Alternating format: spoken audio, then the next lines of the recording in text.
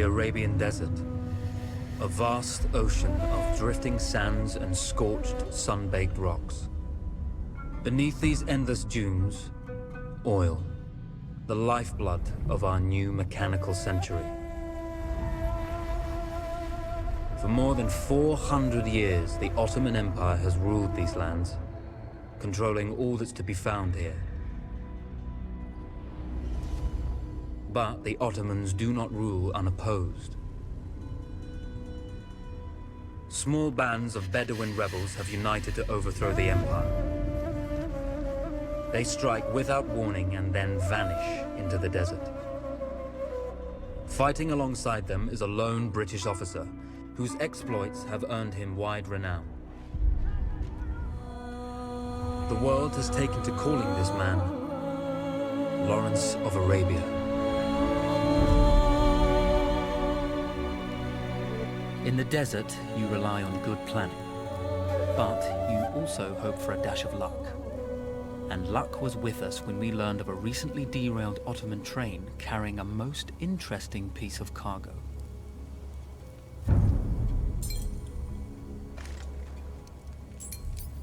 A small patrol had joined the Ottomans who survived the crash. Together, they guarded the wreckage and waited for reinforcements.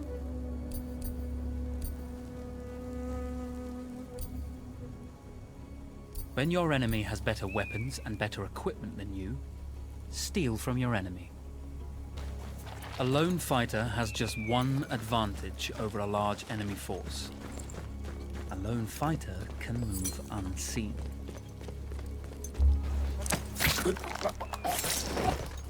The tribesmen fought unconventionally, using weapons they knew well. Endurance, individual intelligence, and courage were their primary assets.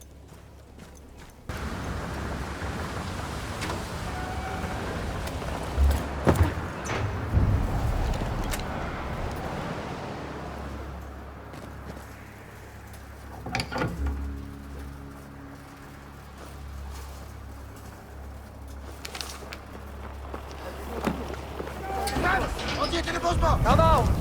It's over!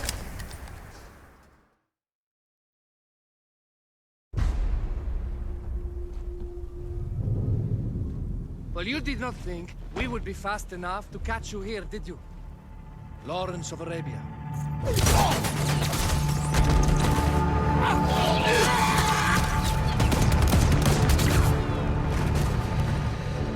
Actually, I was rather depending on it. Lawrence. Well, this is very clever. Now the hunter becomes the hunted. So who might you be? How enchanting you are, my dear. Ahmed. I'll show you enchanting. If it weren't for you, I'd be free. Free, is it? You'll be free when you're dead. And I'm happy to tell you, the Empire intends to grant you all this freedom very soon. Even now, an engine of destruction scours this desert, obliterating your allies, your families, your homes. Soon there will be nowhere to run. Nowhere to hide.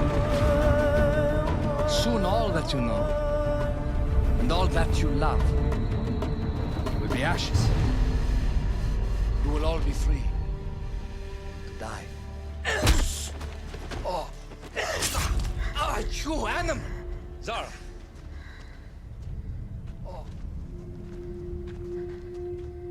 Now I understand that you would like nothing more than to strip the flesh from that man's feet and send him off into the desert naked to die. But think about it. You're right. I'm sorry. My friend here, she can be a little brusque. You're going to tell me how to lie to your train, so we can lure it into a trap and destroy it. Impossible. To even begin to talk to that train, you would need an entire book of communication codes. Oh, like this one, you mean? You can never stop the progress of machines! One day, the whole world will take your lands and the precious black gold beneath its sands. We shall see, my friend.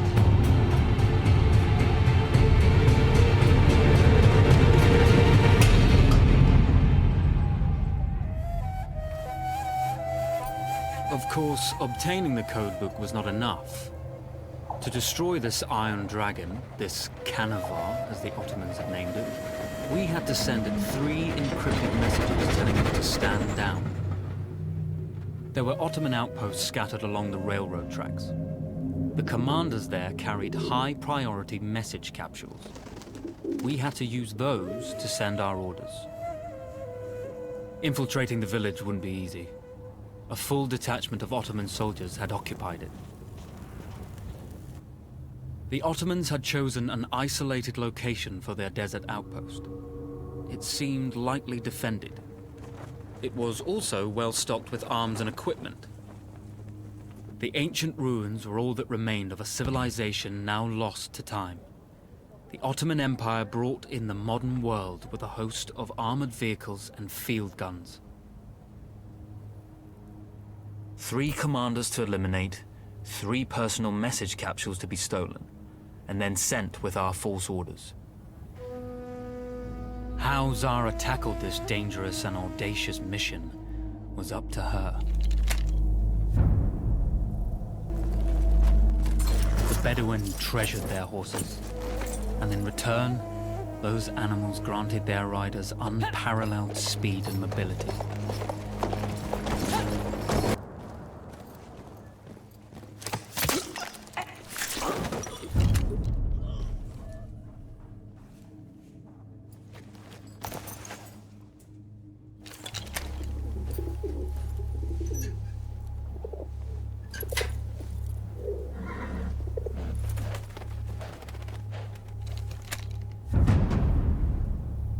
A single order wouldn't be enough.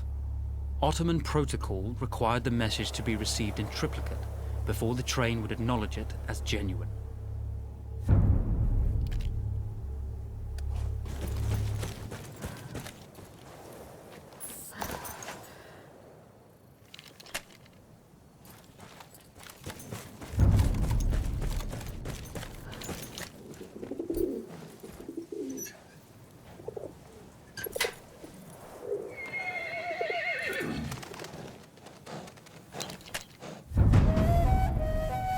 We were putting a great deal of trust in Zara's capabilities, but I had complete confidence that she would carry the day.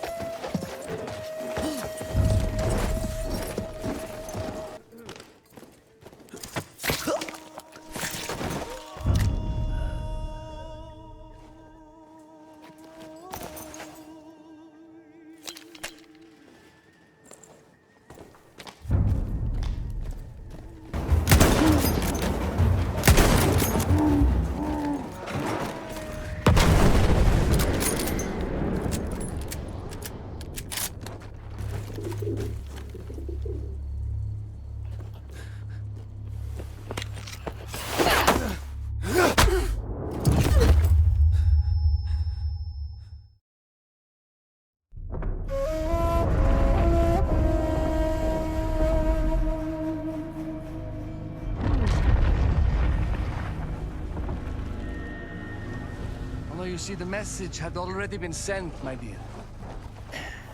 Not the message you would have wanted. Lawrence was such a good host. It almost seemed rude to escape. I made sure to note the location of Lawrence's camp, of course. Which means the train knows too. Twice, you told that train everything was clear. But I told it exactly where to attack.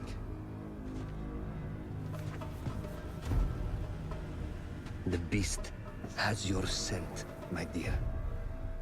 And it's coming to slaughter you and your little band of rebels. First, the firestorm from the cannon. Then, up close with the troops to slaughter any survivors.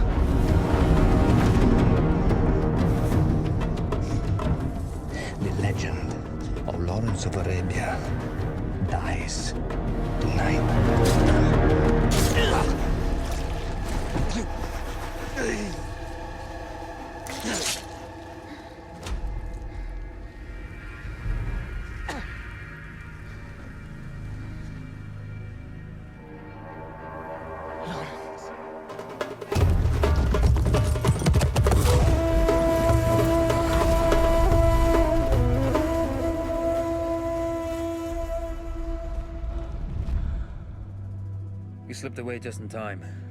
Tilkitchi was a fool to think we'd ever stay after he escaped. The carnival won't stop hunting us. No, it won't. Let me think. The train's coming a long way. So it'll have to stop to take on water. That's where we strike. Agreed.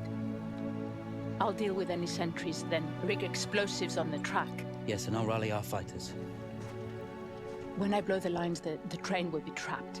So when you hear the blast, you need to attack them with everything you have. It's good. But you know that there's a chance the men may not come.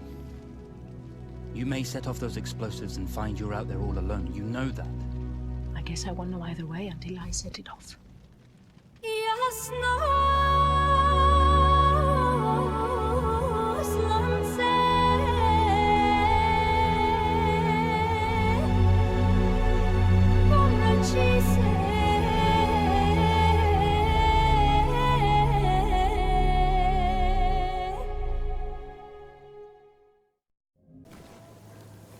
Man makes plans and God laughs. As it turned out, the small town where we would ambush the train had a significant enemy presence. Those troops would have to be dealt with before the explosives could be set.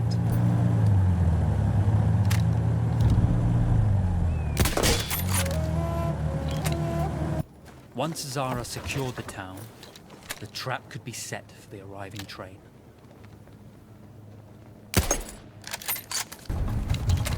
Once Zara secured the town, the trap could be set for the arriving train.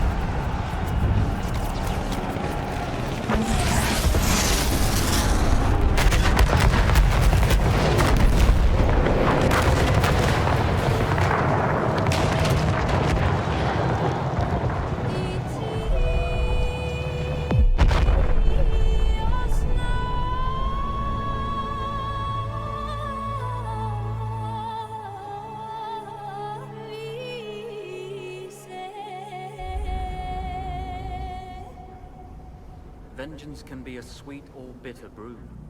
How did you find it, Zara?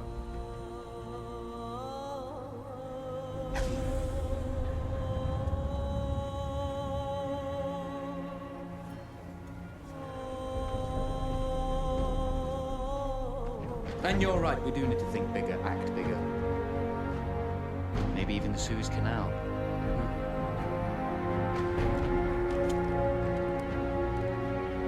Tell me,